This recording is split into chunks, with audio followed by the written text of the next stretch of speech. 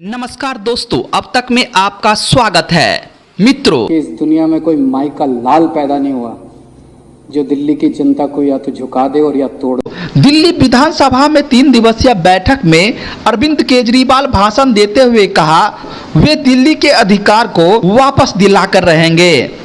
CM Kejriwal Delhi service bill के संबंध में बीजेपी पर हमला करते हुए बोल रहे थे कि दुनिया में कोई माई का लाल पैदा नहीं हुआ जो अरविंद केजरीवाल को झुका दे। उन्होंने कहा कि सेवा मामले पर अध्यादेश इसलिए लाया गया क्योंकि धनबल और ईडी तथा सीबीआई का खतरा दिल्ली में विफल हो गया था। केजरीवाल ने यह भी दावा किया कि हाल ही में बीजेपी के किसी नेता ने उन्हें धमकी देते हुए कहा था, हम तुम्हें झुका देंगे।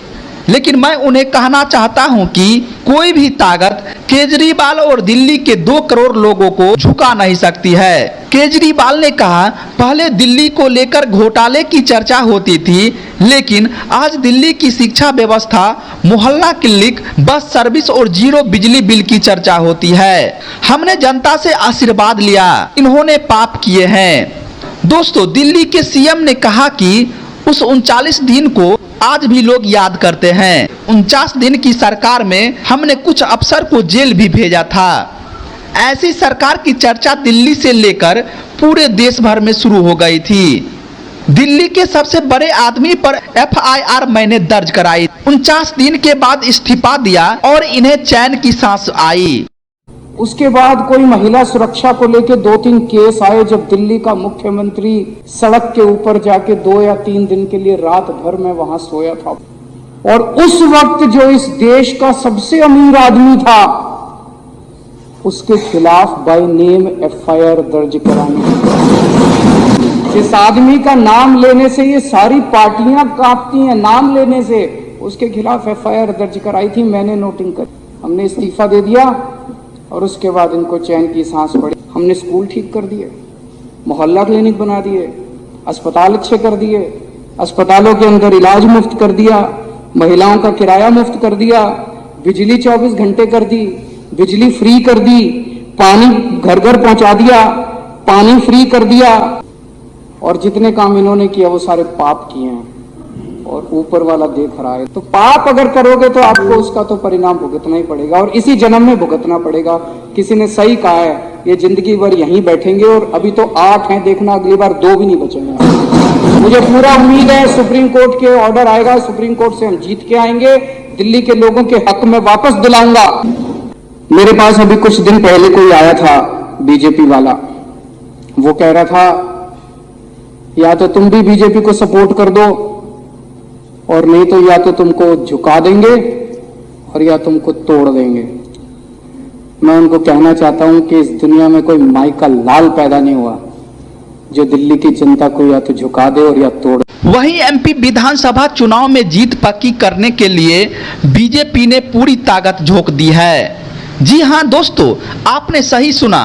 दरअसल आपको बता दें कि बीजेपी ने एक साथ ही कई ऐसे प्रयोग कर रही है जिसे देख या सुनकर लोग हैरान हैं। एमपी में बीजेपी ने पहली बार एक नई फौज बनाई। यह ब्रिगेड 230 की पूरी टीम भोपाल में पहुंच गई है। 230 ब्रिगेड में किन किन राज्यों के व्यक्ति को शामिल किया गया है, आइए आपको हम बताते हैं।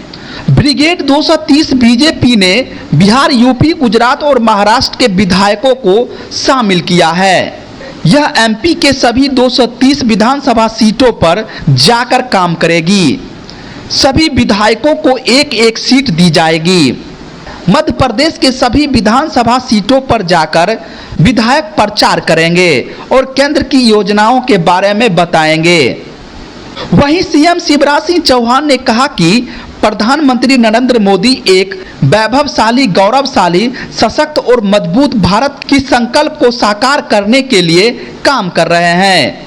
चौहान ने कहा कि विकास के लिए पहली शर्त शांति है और हमने 2003 में बीजेपी की सरकार बनते ही इस दिशा में काम शुरू कर दी।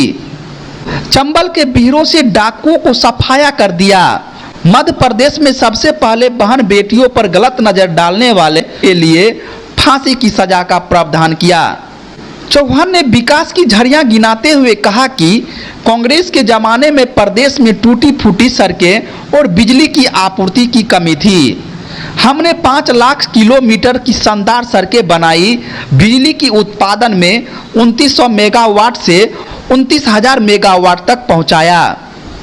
किसानों को हमारी केंद्र सरकार ने किसान सम्मान निधि योजना के तहत 6,000 रुपये दे रही है। उन्होंने कहा कि बेटियों के सशक्तिकरण के लिए हमने पहले लाडली लक्ष्मी योजना लाया था और अब लाडली बहन योजना बनाई है। इसके आधार पर हम फिर सरकार बनाएंगे। आप सभी के सहयोग से प्रदेश में बीजेपी की प्रचंड लहर चलेगी, जिसमें कांग्रेस कहीं नजर नहीं आएगी।